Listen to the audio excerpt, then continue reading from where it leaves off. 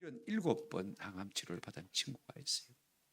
이런 7번 항암을 받으니까 얼굴이 새까매서 못 볼 정도가 되었습니다. 그런데 지난 주일에 우리 교회 와서 같이 점심을 먹으면서 보니까요, 저보다 얼굴이 더 좋아졌어요.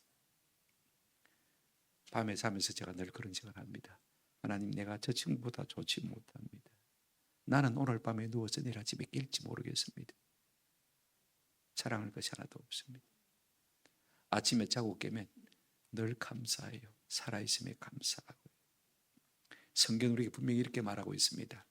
한 번 죽는 것은 사람에게 정하신 것이고 후에는 반드시 뭐가 있다고요? 심판이 있다는 것입니다. 기독교는 무시무종의 사상이 아닙니다. 시작도 없고 끝도 없는 그런 사상이 아니라는 것입니다. 하나님이 창조하셨고 반드시 재창조하실 것이고 다시 종말이 올 것인 걸 말하고 있는 것이 성경인 것입니다. 이걸 믿고 사는 사람이 뭐라고요? 성도인 것입니다. 사도 바울은 이걸 의식하고 살았습니다. 그래서 우리가 지난 시간에 그가 새 언약의 일꾼 되어서 달려가는 이유가 뭐냐? 지난 시간에 우리가 그걸 생각했습니다. 나는 복음을 전하다가 산채로 주님의 모습을 드디으면 참 좋겠다. 그런 생각을 가지고 있습니다. 그러다가 갑자기 아니다. 이 힘든 세상, 이 고생스러운 세상 빨리 죽어서 주와 함께 있으면 더 좋겠다. 그런 이야기를 했습니다. 그러다가 또 말을 바꾸었습니다. 결론이 뭐냐? 어떻게 죽느냐, 언제 죽느냐가 중요한 게 아니라는 것입니다. 한번 합시다. 어떻게 살아야 하는가? 죽는 게 중요한 게 아니고 내가 어떻게 살아야 할까? 주를 기쁘시게 하며 살기를 소원한다 했습니다. 그런데 그렇게 말하는 이유가 무엇이냐? 내가 새 언약의 일꾼 되어서 그렇게 복음을 향해서 미친 사람처럼 달려가는 이유가 무엇이냐? 10절에 그렇게 말씀했지 않습니까? 내가 심판대 앞에 서게 될 터인데 그때 하나님께서 선악간에 그 몸으로 행한 모든 것을 따라 내가 상 받고 싶다. 하나님 앞에 섰을 때 상 받기를 소원하는 그 마음이 그를 향해서 달려가게 받는 것을 볼 수가 있습니다. 오늘은 두 번째 그가 복음을 향해서 달려가는 이유를 말해주고 있습니다. 간단합니다. 10절 말씀에 이런 말씀이 나옵니다. 10절입니다. 그리스도의 사랑이 14절입니다. 제가 잘못 불렀습니다. 그리스도의 사랑이 우리를 뭐 하시는도다? 강건하시는도다. 강건이란 말을 잘 모르는 분도 있기 때문에 그죠? 하나님의 사랑이 그리스도의 사랑이 나를 완전히 사로잡고 나를 붙든다는 말인 것입니다.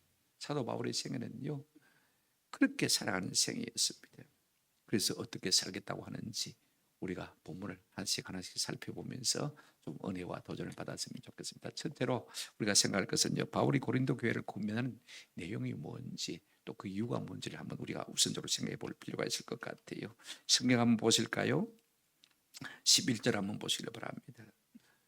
그러므로 우리말 성경에 나와 있지 않지만은 원문에는 그러므로 우리는 주의 두려우심을 알므로 사람들을 권면하거니와 우리가 하나님 앞에 알려졌으니 또 너희의 양심에도 알려지기를 바라노라 그랬습니다. 우리가 주의 두려우심을 만다고요? 안다. 이게 두려움이란 말은 경외감입니다. 어른이 집에 있으면 조심하잖아요, 그렇죠? 그렇지 않습니까? 내가 하나님 앞에 심판대 앞에 서야 되는데 그 사실을 늘 의식하고 살기 때문에 하나님을 향한 경외감이 그 마음에 있다는 것입니다. 우리가 존경하면 조심합니다. 그죠? 조심하잖아요. 그래서 내가 너희를 권면한다는 것입니다.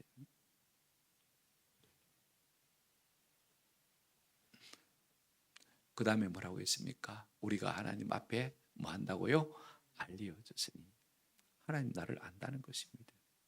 나를 모르시는 것이 하나도 없다는 것입니다. 내 중심이 어떠한지 내가 무엇을 향해서 다른 박질하고 있는지 하나님은 나를 다 아신다는 것입니다. 내 마음의 생각도 아시고 내가 안고 일어섬도 아시고 내 입술의 모든 말도 다 아시는 하나님이시라는 것입니다. 하나님 모르시는 게 뭐가 있냐? 어떤 사람은 하나님이 모르시는 것이 많으면 모르시는 것이 없으면요 두렵습니다. 또 한편으로는 하나님이 모르시는 것이 없으면 아무튼 대단히 안심이 됩니다. 안심이 돼요. 평안해지는 것입니다. 두렵기도 하면서 동시에 평안하게 될 수가 있는 것입니다. 하나님이 나를 아는 것처럼 고린도 교회 성도들이요, 여러분도 좀 나를 알았으면 좋겠다는 것이 바울의 바람인 것을 볼 수가 있습니다. 12절 보시길 바랍니다. 왜 알았으면 좋겠다고 하느냐? 우리가 다시 너희에게 찾아나는 것이 아니요 오직 우리로 말미암아 자랑할 기회를 너희에게 주어 마음으로 하지 않고 외모로 자랑하는 자들에게 대답하게 하려 하는 것이라. 바울이 왜 지금 이 말을 하고 있느냐면요, 지금 고린도 교회를 복잡하게 하고 어렵게 만든 이유가 무엇입니까? 유대에서 온 거짓 교사들이 봐라, 우리는 교회 주선서도 가지고 왔다이가 내 속에서도 아닌다, 자기 속에서도 있다는 것입니다. 그런데 너희 교회를 개척한 사도 바울은 그런 거 하나도 없다는 것입니다. 그래서 고린도 교인들의 마음을 헷갈리게 만든 것입니다. 그들은 어떤 사람이냐? 외모로 자랑하는 자들이라고 했습니다. 자기 잘난 것, 자기 의를 자랑하고 있는 것입니다. 자기 스펙을 자랑하고 있는 것을 볼 수가 있습니다. 사실 사도 바울도요, 자랑하려면 자랑할 것이 억수로 많은 사람입니다. 맞습니까? 보십시오. 우리가 빌립보서 3장 4절부터 6절에 보시면 바울은 이런 말을 했습니다. 내가 너가 자랑할 거 있다고, 나는 자랑할 것이 더 많다고 했습니다. 나는 난지 8일 만에 율법을 따라서 할례를 받고 이스라엘 족속 베냐민 지파 중에 베냐민, 히브리 인족의 히브리이고 율법으로는 바리새인이고, 그다음 넘어가 보십시오. 뭐라고 했습니까? 5절 6절까지 보십시오. 열심으로는 교회를 박해하고 율법의 어로는 한번 따라합시다. 흠이 없는 자로다. 그만큼 살았으면 잘 산 거지요. 그렇게 살 수 있는 사람이 있습니까? 자랑할 만하잖아요, 그죠? 그런데 그 다음 7절부터 보시면요, 이렇게 말하고 있습니다. 그러나 모든 것, 내게 유익했던 것들을 내가 다 무엇으로 여긴다? 해로 여긴다. 내 자랑 안 한다는 것입니다. 그 다음에 제일 끝에 보시면 배설물로 여긴다. 배설물이 뭐예요? 한마디로 말하면 똥. 세상에 속한 모든 자랑은 나는 똥처럼 여긴다. 이것이 바울의 입장입니다. 그러므로 바울은 지금 자기 자랑하려고 한 말이 아닌 것입니다. 그러면 왜 이 말을 하느냐? 여러분 다시 본문 돌아가시길 바랍니다. 오직 우리로 말미암아 자랑할 기회를 너희에게 주어 마음으로 하지 않고 외모로 자랑하는 자들에게 대답하게 하려는 것이라. 이때까지는요, 고린도 교인들이 바울의 참모습을 잘 몰랐어요. 왜? 자기가 자기를 잘 말하지 않으니까 몰랐어요. 그래서 유대에서 온 거짓 교사들이 바울 그는 사도 자격도 없대, 예루살렘 교회에서 추천서도 안 받았다, 자기 속에서도 있나? 없다, 엉터리다, 가짜다. 그래서 고린도 교회가 시험에 들어버렸습니다. 그래서 사도 바울을 배척했습니다. 그럼에도 불구하고 하나님의 두려우심을 알므로 너희를 뭐 한다고 했습니까? 계속해서 고민한다고 말하고 있습니다. 그래서 뭐라고 고민하고 있습니까? 우리로 말미암아 자랑할 뭐를 주어서? 기회를 너희에게 주어서. 여태까지는 바울이 자기 자랑 안 했단 말인 것입니다. 그러나 이제는 내가 내 중심에 있는 이야기를 좀 해주고 싶다는 것입니다. 그래서 금만 자랑하는 사람들이 좀 부끄러워하도록 너희가 바로 말해주라는 것입니다. 미혹될 것이 아니라. 그렇다면 여러분 한번 생각해 보십시오. 고린도 교회가 바울을 자랑했단 말입니까? 안 자랑했단 말입니까? 자랑 못했다는 말입니다. 왜? 몰랐으니까. 바울이 어떤 사람인지를 몰랐으니까 자랑조차 못한 것을 볼 수가 있습니다. 왜 변호하는 것입니까? 내 자랑하려고 하는 것이 아니라는 것입니다. 그런데 좀 너희가 알았으면 좋겠다. 이유를 모르니까 자랑을 못하는 것이죠. 자매님이 제일 잘 듣는 것 같아요. 감사해요. 이렇게 듣고 깨달은 사람이 있는데 좀 어렵다 싶어서 막 그냥 안 들으려고 하는 사람도 있는 것을 우리가 볼 수가 있습니다. 참 감사해요. 보십시오. 모르니까 오해하는 것입니다. 모르니까 그가 말하는 복음을 제대로 안 듣는 거예요. 모르니까 신앙에 유익이 없는 거예요.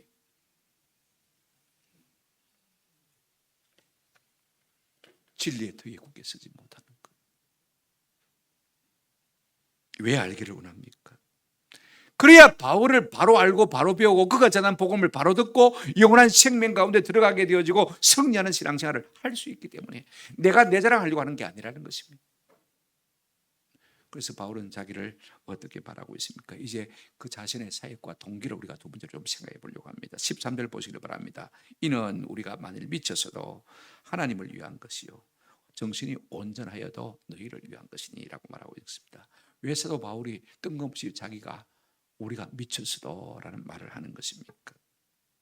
아마 거짓 유대 교사들이 바울을 까발리기 위해서 저 인간 저거 미친 인간이다 그런 말을 제일 많이 했던 것 같아요.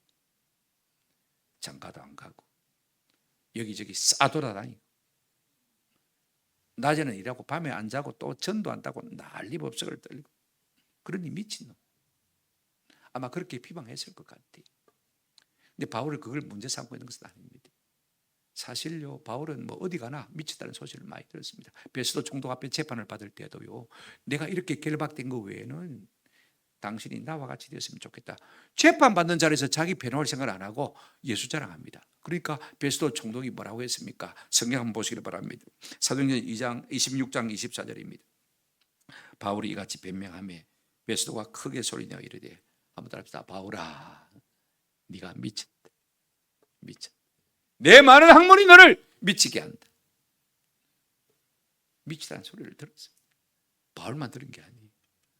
우리 예수님도 미친 소리를 들었습니다. 보실까요? 성경 보시라. 마가복음 3장입니다. 마가복음 3장에 보시면 우리 예수님께서 한 집에 들어가시니까 무리가 모여서 뭐 복음을 전하느라고 식사할 겨를이 없습니다. 그랬더니 예수님의 친족들이 와서 보고는요, 21절 보시기 바랍니다. 예수님의 친족들이 듣고 그를 붙들러 나오니 한번 따라합시다. 이는 그가 미쳤다 하밀라. 예수님의 친족들조차도 밥도 안 먹고 복음 전한다고 사돌아다니니까 예수님을 미치다고 한 것을 볼 수가 있습니다. 이 땅에 인류의 구원자로 오신 그 예수님께서 어떻게 복음에 미치지 아니하고 우리를 구원하실 수가 있는 것입니까? 우리가 미쳤다 소리 안 듣고 어떻게 인류의 구원의 방편에 수용되는 사람이 될 수 있겠습니까? 그래서 바울은 사람들이 자기를 미쳤다고 해도 그 말을 기분 나쁘게 생각지 않습니다. 달갑게 얘기. 그래서 뭐라고 말하고 있습니까? 내가 미쳐도 한번 따라합시다. 하나님을 위한 것이요. 하나님을 위해서 미치는 게 당연하다는 것입니다. 여러분, 사실 사람은요, 뭔가에 미쳐 있습니다. 그죠? 돈에 미친 사람들, 명예에 미친 사람들, 권력에 미친 사람들, 정욕과 쾌락에 미친 사람들, 다 그렇게 돌아가는 것 아닙니까? 정민 교수가 쓴 미쳐야 미친다 하는 책이 한 15년 전에 지자들 청에서 한 히트를 친 적이 있습니다. 미쳐야 미친다. 불광불급이라는 사자성어로 말할 수 있죠. 내가 좀 또래가 돼야 어떤 일을 이룰 수 있다는 것입니다. 세상에 성공한 사람 보십시오. 그 일에 온전히 미치다 보니까 성공한 것을 우리가 보게 되어집니다. 그런데 중요한 것은 이것입니다. 사람이 자기가 자기에게 미치면요, 오히려 그것이 사람들을 해하는 흉물이 되어집니다. 자기 사상, 자기 주장, 사회주의, 공산주의 미쳐보십시오. 어떻습니까? 자기 쾌락, 자기 정욕에 미쳐보십시오. 사람을 해하는 도구로 쓰임받는 것을 볼 수가 있습니다. 진짜 사람이 미쳐야 한다면, 제대로 미쳐야 된다면 한번 따라합시다. 하나님을 위하여. 이것이야말로 가장 복된 것입니다. 사도 바울은 내가 하나님 때문에 미쳤다, 괜찮다는 것입니다.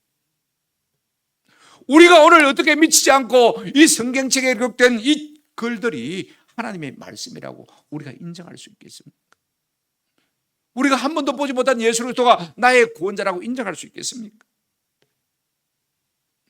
우리가 이렇게 복음에 미치면 미칠수록 세상을 향한 더 아름다운 도구로 쓰임받을 수 있는 은혜가 우리 가운데 있게 될 줄로 믿습니다. 그러면 그럴수록 하나님의 능력과 하나님의 지혜와 하나님의 생명이 우리 가운데 더욱더 충만하게 되는 것입니다. 자기를 위해서 미친 사람은요, 다른 사람을 해치는 흉기가 되지만은 하나님을 위해 미친 사람은요, 사람을 살리는 아름다운 도구로 쓰임받는 은혜가 우리 가운데 있게 될 줄로 믿습니다. 바울은 이런 이야기를 합니다. 여러분, 내가 미쳤다, 괜찮다. 사람이요, 하나님을 위해서 미친다는 것은 무엇을 의미하는 것입니까? 한번 따라합시다. 나는 없다. 나는 없다는 사람. 나는 나를 돌아보지 않는다는 것입니다. 결국 신앙생활은 자기와의 싸움입니다. 자기 부인입니다. 신앙생활은 내가 죽는 것입니다. 그래야 모든 문제가 해결되는 것입니다. 옛날에 용각산 광고 카피라이트에 보면 이 소리도 아닙니다. 이 소리도 아닙니다. 용각산은 소리가 나지 않습니다. 그죠? 아무리 흔들어도 자기가 없는 사람은요, 말이 없습니다. 아멘? 자아가 죽은 사람. 그게 하나님을 위해서 미친 사람인 것입니다. 그러면 보통 사람의 삶은 어떻습니까? 조성모가 부른 가시나무라는 노래가 있습니다. 그죠? 여러분 잘 아시지 않습니까? 제가 다 가사를 기니까 읽어드릴 수는 없고, 내 속엔 내가 너무도 많아서 당신의 쉴 곳 없네. 세상 사람들의 삶은 자기로 충만한 삶입니다. 자아로 충만한 삶인 것입니다. 바람만 불면 금에 마른 가지 서로 부대끼며 울어대고 쉴 곳을 찾아 지쳐 날아온 어린 새들도 가시에 찔려 날아가니. 자기도 외롭고 남도 찌르는 자기로 충만한 삶인 것입니다. 저는 우리가 이와 같은 삶을 살지 않기를 주님의 이름으로 축원합니다. 바울은 그 반대의 삶을 살았습니다. 내가 하나님을 위해서 미쳤다. 나는 내 자아가 없다. 저는 우리가 바울처럼 말할 수 있는 은혜가 있기를 주님의 이름으로 축원합니다. 그러면 바울이 왜 하나님을 위해서 미쳐 살았느냐? 왜 그랬느냐? 그 이유가 무엇일까? 14절 한번 보시기 바랍니다. 그리스도의 사랑이 우리를 강건하기 때문이다. 그렇게 말하고 있습니다. 14절, 이는, 여기도 이는이란 말이 있습니다. 그리스도의 사랑이 우리를 강건하시는도다. 우리가 생각하건대 한 사람이 모든 사람을 대신하여 죽었은즉 모든 사람이 죽은 것이라. 내가 하나님께 미쳐 살 수밖에 없는 이유가 뭐냐? 그리스도의 사랑이 나를 만다 강건한다. 그분의 사랑이 나를 힘몰아치니까, 나를 끌어가니까, 밀물처럼 내 속에 주님의 사랑이 밀려오니까 그 사랑을 주체할 수가 없었어. 어떻게 그럴 수밖에 없습니까? 바울이 예수 믿는 사람을 잡아오게 가두기 위해서, 그죠? 다메섹을 향해 갈 때 그 다메섹 근고에서 정오의 말입니다. 태양보다 더 밝은 빛이 자기를 비추었습니다. 부활하신 주님이 자기를 비추어 주신 것이죠. 사울아 사울아 내가 어찌하여 나를 핍박하느냐? 여러분, 혼자만 간 것이 아닙니다. 여러 사람이 함께 갔습니다. 그런데 부활하신 주님께서 사도 바울만 콕 찍어가지고, 그죠? 내가 어찌하여 나를 핍박하느냐? 하고 많은 사람 가운데 예수 믿는 사람을 잡아 죽이려 하는 이 핍박쟁이, 그 원흉인 자기를, 괴수인 자기를 우리 주님께서 콕 집어서 부활하신 주님의 사랑을 나타내 보이신 그것이야말로 자기 인생을 변화시킨 모멘텀이라는 것입니다. 이렇게 거듭난 것을 깨달은 사람은요, 하나님을 찬양하지 않을 수가 없어요. 아, 하나님의 은혜로 있을 데 없는 자 왜 구속하여 주는지 난 알 수 없도다. 늘 감격해서 찬송할 수밖에 없는 것입니다. 단순히 그리스도가 아닙니다. 그리스도께서 야, 네 그따위로 살아야 되겠나? 좀 더 열심히 내 임마. 그렇게 몰아친 것이 아닙니다. 채근한 것이 아닙니다. 책망한 것이 아닙니다. 한번 더 합시다. 그리스도의 사랑이, 그 사랑이 나를 몰아간다는 것입니다. 그러면 그 그리스도의 사랑이 어떤 사랑입니까? 오늘 본문 다시 한번 보시길 바랍니다. 14절 하반절입니다. 그 그리스도의 사랑이 어떤 사랑입니까? 우리가 생각하는데 한 사람이 모든 사람을 대신하여 죽었은즉, 그 그리스도의 사랑은 어떤 사랑이냐? 한 사람이 모든 사람을 위하여 많은 사랑, 죽는 사람. 여기 한 사람은 누구죠? 예수 그리스도. 모든 사람은 가고 오는 모든 세대에 우리까지 다 포함해서 모든 사람을 얘기합니다. 한 사람 예수 그리스도가 모든 사람의 죄를 대신해서 죽으시는 그 사랑이라는 것입니다. 어떻게 그게 가능하냐는 것입니다. 모든 사람이 죄를 지었습니다. 성경은 의인은 없나니 하나도 없다고 했습니다. 맞습니까? 예, 다 죄인이에요. 그럴듯하게 보여도요, 사실은 속에 들어가 보면 다 죄인인 것입니다.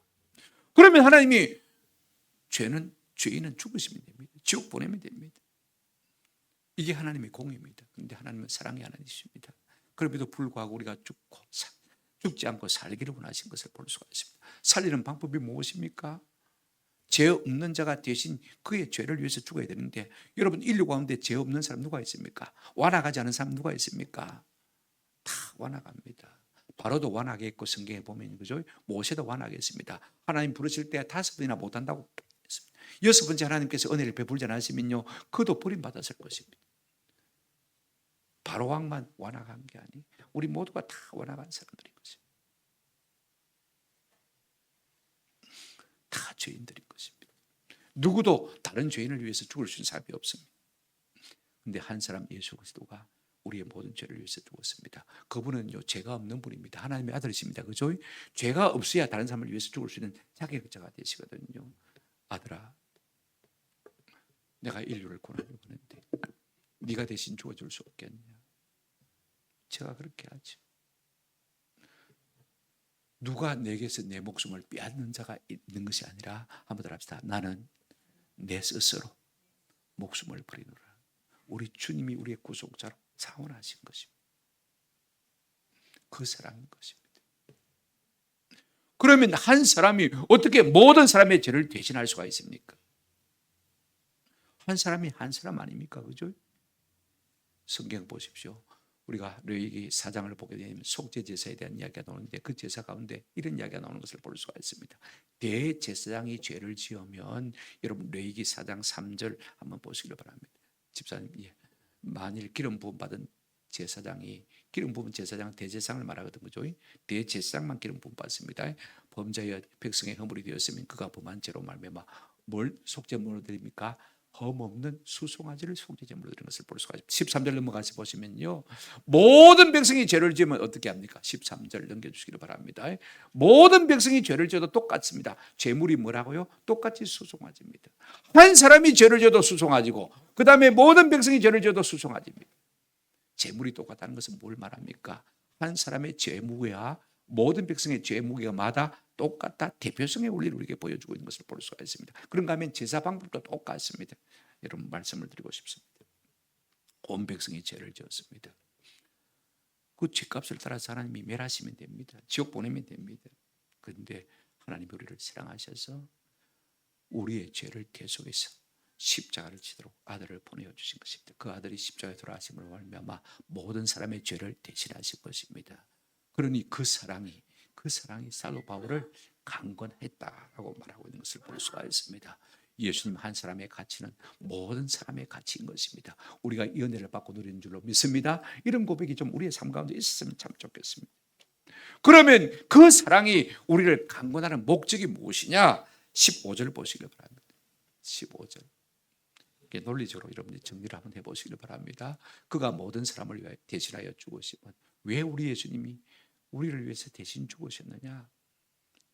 이렇게 말하고 있습니다. 다시는 우리 자신을 위하여 마지 아니하고요, 살지 아니하고, 니만을 위해서 살지 아니하고, 그 모습을 위해서, 육신을 위해서 살지 아니하고, 오직 그들 대신하여 죽었다가 다시 살아나신 이 누구죠? 예수 그리스도를 위해서 살게 하려 함이라라고 말하고 있습니다.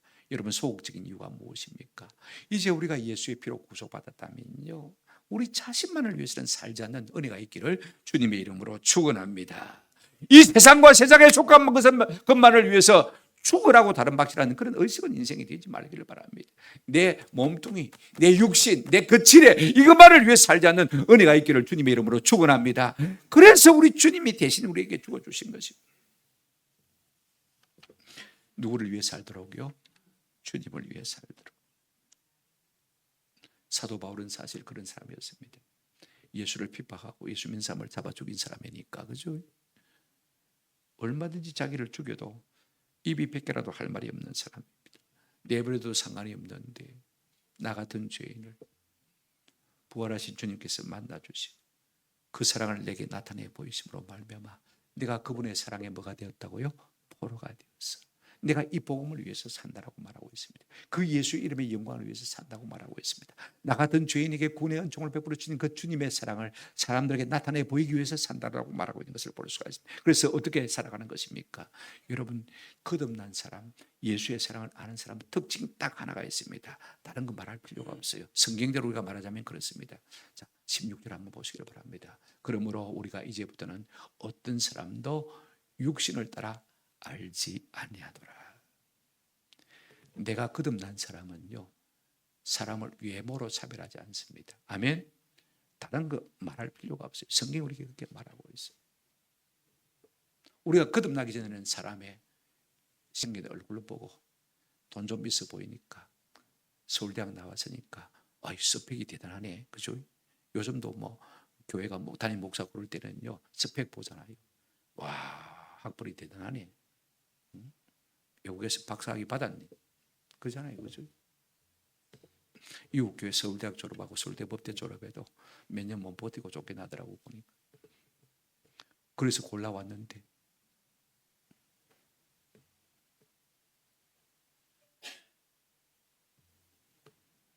여러분 진짜로 거듭난 사람은요, 사람을 육신을 따라 압니까? 알지 않습니까?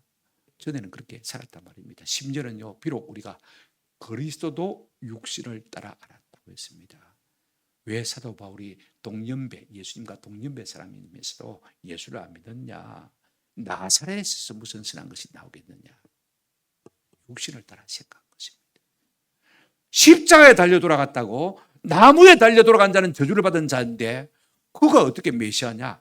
육신을 따라 생각하니까 안 믿은 것입니다. 그러나 예수를 믿고 구속받고 성령이 내 속에 계시니까 말입니다. 내가 이렇게 변했는데 사람이 외모를 가지고 따질 필요가 없다는 것입니다. 나 같은 인간도 이렇게 변해서 그리스도를 위해서 미친 척 살아가고 있는데, 그죠? 하물며 다른 사람일까 보냐? 나보다 훨씬 더 나은 사람들이 훨씬 더 많은데 내가 그들을 왜 외모로 대하겠느냐? 진짜 예수를 제대로 만난 사람은요, 사람을 차별하지 않습니다. 아멘. 이 같은 은혜가 있기를 주님 이름으로 축원합니다. 나이가 들었든지 젊었든지 잘생겼든지 못생겼든지 건강하든지 병에 걸렸든지 가난하든지 부하든지, 그 속에 부활하신 예수님의 생명이 들어가면 얼마든지 새롭게 되고 새로운 피조물이 될 수 있음을 믿기에, 그죠? 그래서 그리스도의 사랑을 끊임없이 나타낸 이 사명을 위해서 사랑받지라는 것입니다. 저는 우리에게 이 같은 은혜가 있다면요, 그 같은 은혜를 또다시 실천하며 살 수 있는 저와 여러분 되시기를 주님의 이름으로 축원합니다. 마지막 큰 세 번째입니다.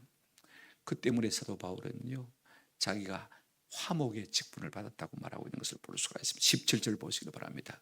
그런즉 17절, 누구든지 그리스도 안에 있으면 새로운 피조물이라. 우리가 잘 알죠, 그죠? 이전 것은 지나갔으니 새 것이 되었도다. 근데 사도 바울은 이 말을 쓰다가 너무 감격스러워서 이전 것은 지나갔으니 아무도 합시다. 보라, 보라, 감탄하고 있는 것을 볼 수가 있습니다. 나도 그렇고 너희도 그럴 것이란 말입니다. 내가 이런 새로운 피조물이 된 것이 얼마나 감사한지. 여러분, 새로운 피조물, 옛 피조물 아니고 새 피조물이야, 그 말이죠, 그죠? 근데 이 피조물이란 말에 단서가 하나 있다는 사실을 꼭 기억하시길 바랍니다.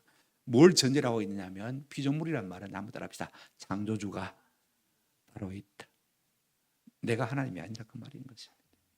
새로운 피조물이지만은 내가 하나님이 아니라는 것입니다. 이걸 우리가 아시는 은혜가 있기를 바랍니다. 내가 무엇을 하든지 하나님을 인정하지 않는 사람은 자기가 하나님입니다. 악인들은 그렇습니다. 안 믿는 사람 다 그렇습니다. 자기 마음대로 판단하고 자기 마음대로 생각하고 자기 마음대로 인생을 살아갑니다. 창세기 3장에 사단이 하와를 유혹합니다. 유혹하면서 그 중에 한마디가 뭐냐면요, 이렇게 말하고 있습니다. 이 선악을 아는 나무의 열매를 먹으면 네가 눈이 밝아져서, 한번 따라합시다, 하나님처럼 되리라. 사실 이 말 때문에 사람이 타락한 것입니다.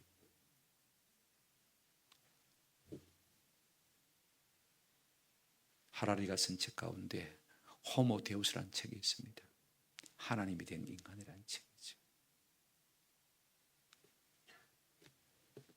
사람은 누구나가 다 하나님이 되기를 원하는 것입니다.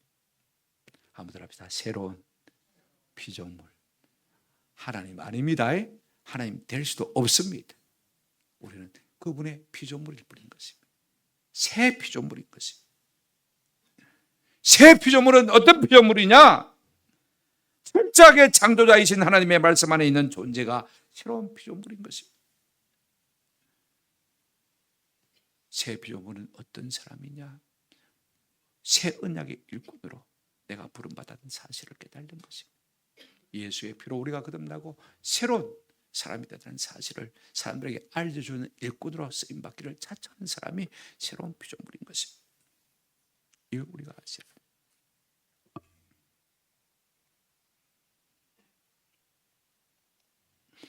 그래서 어떻게 되었습니까? 우리가 다시 성경 보십니다. 18절 보시기를 바랍니다. 모든 것이 하나님께로 났으며 그가 그리스도로 말미암아 우리를 자기와 화목하게 하시고 새로운 피조물이 어떻게 됐습니까? 한번 따라합시다. 하나님께로. 하나님께서 하셨다는 말입니다. 무엇을 통해서요? 한번 따라합시다. 그리스도로 말미암아 예수 십자가의 죽으심으로 말미암아 우리를 자기와 뭐하게 하셨다고요? 화목하게 하셨다는 것입니다. 우리는 원래 하나님과 죄로 말미암아 뭐된 사람입니까? 원수된 사람입니다. 단순히 죄인이 아니라 죄 때문에 하나님과 뭐 됐습니까? 원수된 사람입니다. 내가 원수하고 화목하기가 쉽습니까? 저도 제 친구들 가운데 꼴 보기 싫은 친구들을 지금도 보기 싫어요. 참 소인배다 싶은 생각을 제가 그때마다 많이 합니다.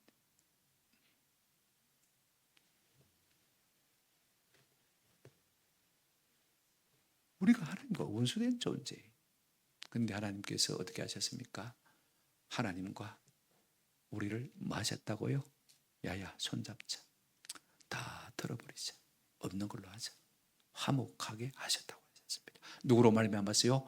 예수 그리스도 십자가의 보혈의 공로로 말미암았습니다. 예수님이 이 일을 하셨습니다. 에베소서 2장 14절 그는 우리의 화평이신지라 둘로 하나를 만드사.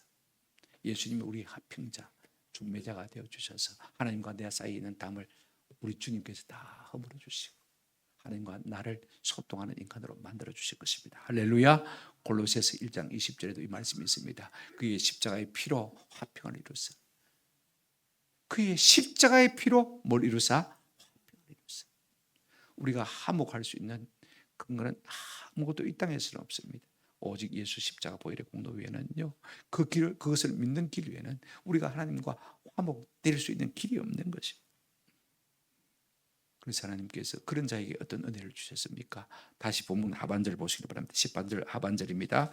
또 우리에게 화목하게 하는 뭘 주셨다고요? 직분을 주셨습니다. 하나님과 화목된 자는 또 다른 사람들을 하나님과 화목하는 이 일을 감당하라고 직분을 주셨다는 말씀인 것입니다.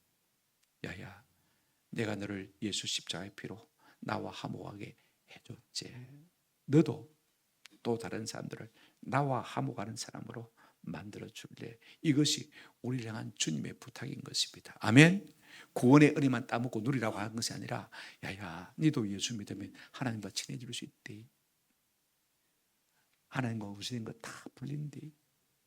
이 말을 하라고 우리에게 이 직분을 주시다는 것입니다. 저는 우리가 하시라도 이 사명을 잊지 않고 깨닫고 이 사명 감당하는 은혜가 있기를 주님의 이름으로 축원합니다. 사도 바울은 예루살렘 교회 추천서는 없지만은요, 하나님께서 내게 뭘 주시다고요?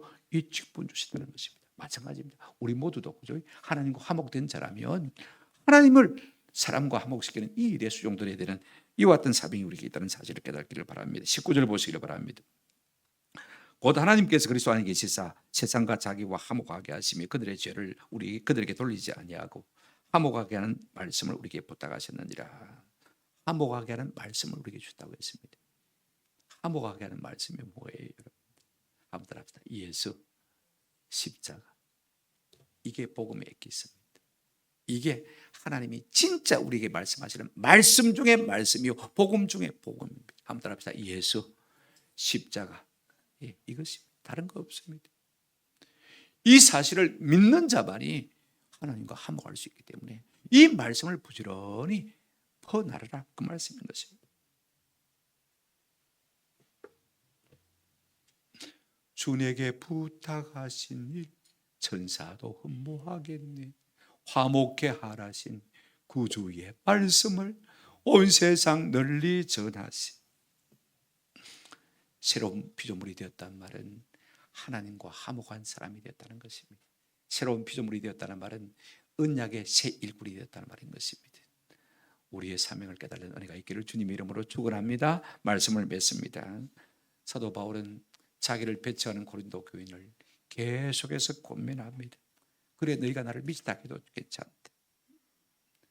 그러나 나는 그리스도의 사랑에 미쳐 그리스도의 사랑이 나를 힘으로 간다. 나를 밀물처럼 밀고 오는데 내가 어떻게 할 수가 없다. 내 삶을 이끄는 원동력이 두 가지가 있다면 지난 시간에 뭘 말했습니까? 내가 그리스도 심판대 앞에서 시장대 앞에서 뭐 하는 것이다? 상 받는 것이다. 그것이 내 표대다. 그래서 디모데후서 4장 6절부터 8절을 보시면 사도 바울은 이런 고백을 하고 있습니다. 이제 내가 하나님 앞에 서야 될 날이 가까웠는데, 자 8절 보시면 이제부로는 나를 위하여 의의 멸류관이 예비되었었다. 이거 보고 달려온 것입니다. 그죠? 이거 보고 달려온 것입니다. 또 하나 새 언약의 일꾼이 되어서 미친 사람처럼 달려가는 이유가 뭐냐 한번 답합시다. 그리스도의 사랑이 나를 강건하시는도다. 그 십자가의 사랑이, 한 사람이 모든 죄를 위해서 대신 죽으시는 그 십자가의 사랑이 나를 몰아가더라는 것입니다. 아버지 사랑 내가 노래해, 아버지 은혜 내가 노래해. 그 사랑, 변함없으신, 거짓 없으신, 성실하신 그 사랑, 그 사랑이 나를 몰아가는 것입니다. 내 너를 위하여 몸버려 피 흘려 내 죄를 속하여 살 길을 주었다. 날 위해 몸을 죽음만 너 무엇 하느냐. 오늘 우리의 삶 속에 그리스도의 삶이, 그리스도의 사랑이 우리의 삶의 원동력이 되어서 남은 세월까지 이 마지막 말세를 승리하며 살아가시는 저와 여러분 되시기를 주님의 이름으로 축원합니다. 아멘. 우리 함께 통수로 좀 같이 기도하실 때, 새 언약의 일꾼으로 미쳐 돌아다니는 것은 그가 그리스도 앞에 상 받을 것을 기대했기 때문이고, 사도 바울의 말입니다. 그리스도의 사랑이 강건했기 때문이라고 했습니다. 나도 눈이 열려서 우리 주님 앞에 시상대 앞에 설 일을 생각하게 하시고, 나도 마음이 열려서 그리스도의 십자가의 사랑을 깨달는 은혜가 있게 해달라고 좀 기도하십시다. 그래서 누가 시켜서가 아니라 그리스도의 사랑 때문에, 그분의 사랑이 내가 밀물처럼 밀려와서 주님을 향해서 복음을 위해서 화목케 하는 이 직분을 넉넉히 주님 오시는 그날까지 감당하며 사는 사람이 되게 해주도록 해달라고 우리 한번 1, 2분 동안 동서로 같이 기도하시겠습니다. 주님 감사합니다. 사도 바울을 우리 앞에 놓고 우리가 믿음의 표대로 삼을 수 있는 귀한 복을 우리 가운데 허락해 주셔서 감사합니다. 그는 아버지 고린도 교회로 말미암아서 미치다는 소리를 들으면서도 불구하고 내가 미친 것은 하나님을 위해서 미친 것이라고 했습니다. 그리스도의 사랑이 나를 강건하시기 때문에 내가 복음에 미쳐 산다고 고백했습니다. 오늘 우리에게도 아버지 이와 같은 은혜를 주시옵시려 원합니다. 아버지 주님의 상주심이 표대가 되어서 그 주님의 시장대를 바라보며 믿음의 선한 싸움을 싸워갈 수 있는 저희들 될 수 있도록 도와주시옵시고, 그리스도의 사랑이 날마다 나를 강건함으로 말미암아 이 죄악된 험한 세상 가운데 살아갈 때에도 아버지 하나님이여 믿음을 잃어버리지 않고 순결하게 거룩하게 주의 사랑 때문에 살아갈 수 있는 저희들 될 수 있도록 도와주시옵시고 합니다. 이것이 우리의 삶의 원동력이 되게 하시고, 이것이 우리의 삶의 신앙생활의 원동력이 되어서 힘이 되어서 날마다 표대를 향해 다른 박질할 수 있는 우리의 신앙생활이 될 수 있도록 도와주시고, 주 앞에 섰을 때 자리에 또다 착하고 충된 종아, 내가 작은 일에 충성하였으니 큰 것으로 내게 맡기려고 하신 주님의 칭찬 듣고 상급받는 주의 종들 온 교회가 될 수 있도록 하나님 우리 모두에게 은혜를 베풀어 주시옵소서. 구주 예수님의 이름으로 기도드렸습니다. 아멘. 많은 찬송이 있습니다. 좀 헷갈리긴 한데 그래도 순서